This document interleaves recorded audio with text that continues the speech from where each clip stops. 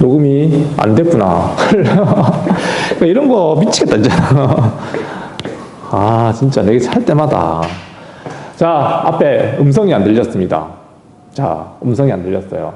자, 5분이 지난 동안 음성 없이 얘기했던 건데, 다시 리바이벌 하자면, 48년에 우리가 헌법이 만들어지고, 정부가 출범하면서 만들어졌던 대통령의 임기가 4년이었고, 중임 가능한 거였고, 국회는 4년이고, 임기가, 국회의원 임기가 지금도 4년이죠. 4년이었고, 근데 이게 좀 우리가 기억해야 될 거는 재헌국회만 2년이었어요. 국회 그 임기가. 그러니까 다시 말하면 이때 당선됐던 국회의원들 임기가 2년밖에 안 됐습니다. 그래서 50년에 선거가 있었고요. 54년에 다 국회의원 선거가 있었어요. 3대 국회의원 선거가 되겠죠. 그러니까 이때 자유당이 승리하면서 4.45 국회의원을 밀어붙였고, 맞죠? 그래서 대통령 임기를 갖다가 중임제한 철폐하면서 이승만이 다시 한번 56년 선거에 또 나옵니다.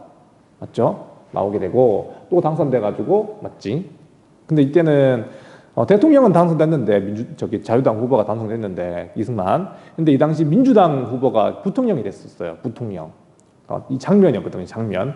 근데 이제 54년 4.45 개헌 당시에 중요한 게 뭐였냐면 대통령의 중임 제한 철폐하는 것도 중요한 문제였지만 부통령의 역할을 새로 정했습니다. 그때 대통령이 만약에 하야하거나 뭐 이렇게 뭐 병고가 생기면은 부통령이 임기를 있도록 이렇게 규정해 놨거든요. 그래서 이 당시 부통령 선거도 굉장히 중요했었어요. 이미 56년 선거에서도. 근데 이때 민주당 후보였던 장면이 당선된 거였지. 그러고 다시 이제 60년 선거가 밝아온 겁니다. 이승만이 대통령이 되는 건 뭐 별 문제 없었는데 이미 나이가 이때가 80이 넘었어요. 알겠습니까? 너무 나이도 많고 언제 돌아가실지 모르는 상황이었으니까 그 당시 나이가 80이 넘었으면 진짜 완전 노인입니다. 남자 수명이 지금 많이 늘어나가지고 80대 노인분들이 많이 계시지만 그 당시는 80대는 정말 나이 많은 거였거든요. 그러니까 그런 상황에서 부통령이었던 이기붕을 반드시 당선되게 될 과제가 바로 이 60년 선거였었어요. 알겠습니까? 그래서 60년 정부통령 선거, 특히 부통령 선거가 되게 관건이었다는 거. 왜냐하면 56년에도 민주당이 당선돼 버렸으니까. 맞죠? 부통령 선거가 있었던 해였고, 자, 대통령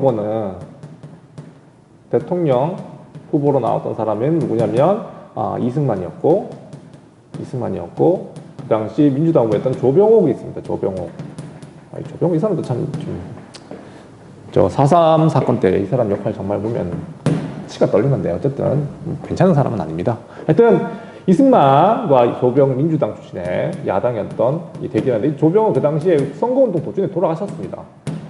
죽어버렸어요. 알겠습니까? 그래서 사실은 이승만 혼자 단독 선거에 가까웠고요. 사실은 부통령 후보가 중요해요. 부통령 후보는 이 당시 그 이기붕이었습니다. 이기붕 후보가 자유당 후보로 나왔었고 이 당시 민주당 후보로 나왔던 게 바로 누구였냐면 장면이었어요. 자, 그래서 이 선거에서는 가장 관건은 이기붕을 반드시 당선시키려고 하는 자유당의 무리수. 알겠습니까? 무리수. 이게 이제 4.19 혁명의 도화선이었죠. 그러니까 전개 과정 1. 우리가 이 자유당이 얼마나 악랄하게 이게 부정선거를 계획했었냐면 이미 선거 이전입니다. 이게 우리가 이제 선거날이 이미 3월 15일인 것도 자체가 문제입니다. 좀 이따 얘기하겠지만 그 이전에 선거를 앞두고 2.28 2월 28일입니다. 2.28 민주화운동이라는 게 있었어요. 민주화운동. 딴 게 아니고 이게 민주당이죠. 민주당의 어떤 선거운동을 갖다 조직적으로 방해하는 거죠. 자유당이. 이해됩니까? 이게 대구에서 일어났던 건데 대구에서 자, 대구에 자유당 후보였던 자유당의 어떤 선거를 방해하기 위해서 학생들을 갖다가 일요일날 강제 등교시켰던 사건. 이해입니까? 그 바람에 학생들이 분노하고 이 선거를 갖다가 정치적 목적으로 학생들까지도 이제 이용하는 그런 자유당이 분노했던 거였죠. 그래서 그 당시 경북고등학교라든가 그다음에 뭐 대구고등학교라든가 이런 학생들을 중심으로 일어났던 학생들이 일으켰던 그 민주화 운동이었습니다.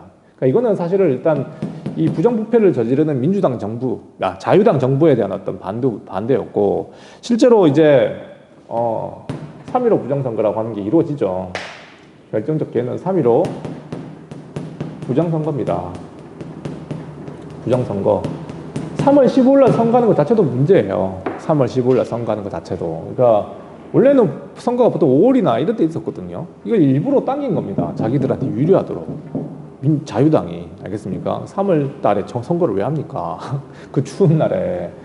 자, 그래서 이 3일 15일 날 이루어졌던 선거였고, 그것도 부정선거라고 부르는 가장 이유가 뭐냐면, 우리가 중학교 때나 다 배웠던 얘기, 가진 방법으로 다 이 선거를 했죠. 우리가 알고 있는 선거의 4대 원칙, 비밀선거, 보통선거, 평등선거, 또 뭐 있지?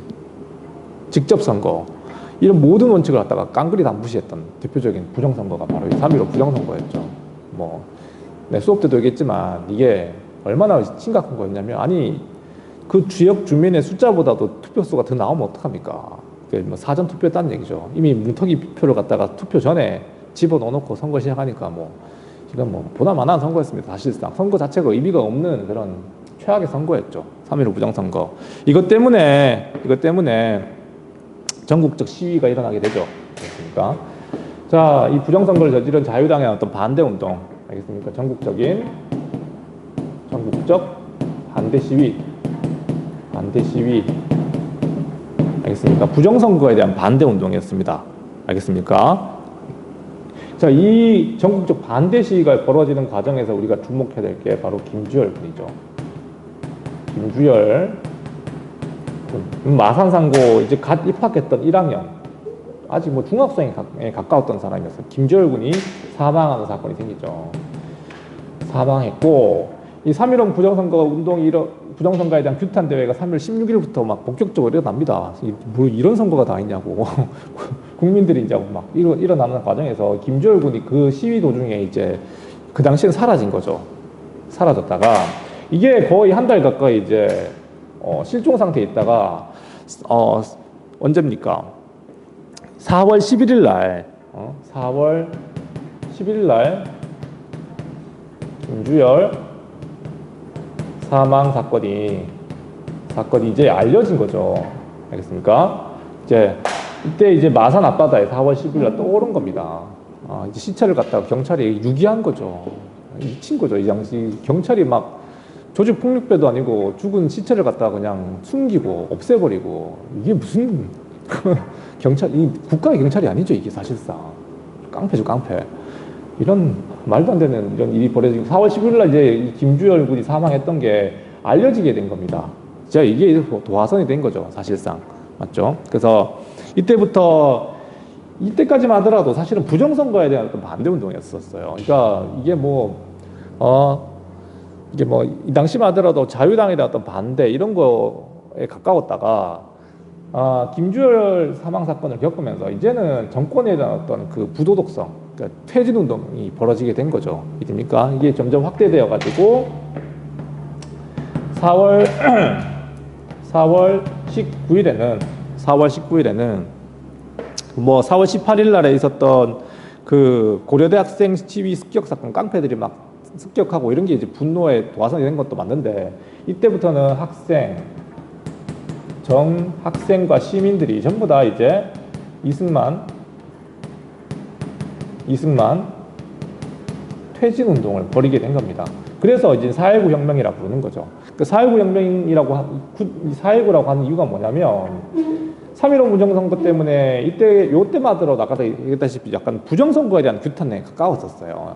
부도덕성을 지적하는 거였는데, 학생이 죽고 난 뒤에 이런 어떤 행동을 본 사람들이 이제는 이 이승만 정권을 갖다가 더 이상 두고 볼 수 없었던 거지. 그래서 퇴진 운동을 벌이게 나갔던 게 바로 이제 4월 19일입니다.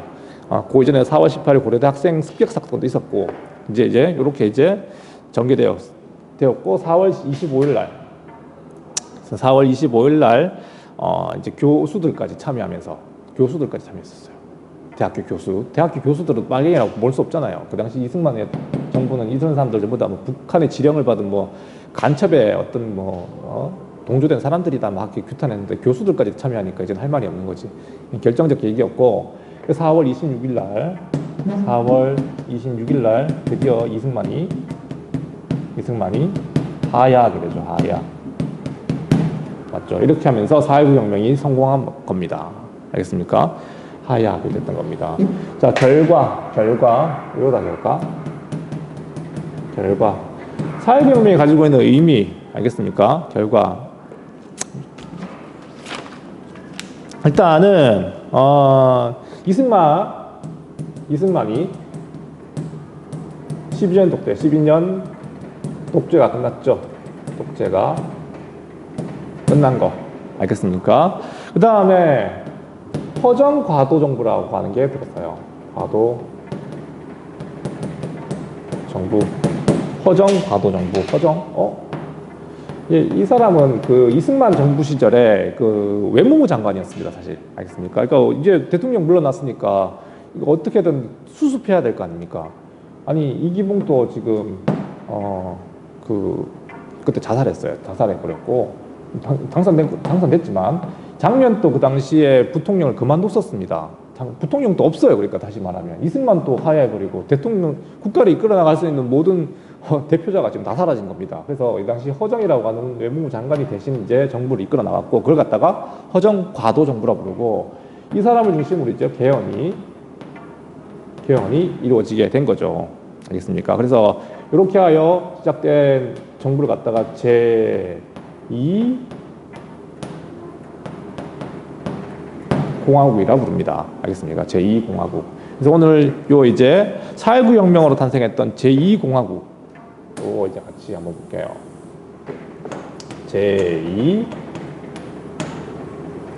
제2공화국의 성립. 알겠습니까? 4.19 혁명으로 탄생한 이 제2공화국은 사실 인기가 많았을까 적었을까? 한번 끊고 갈게요.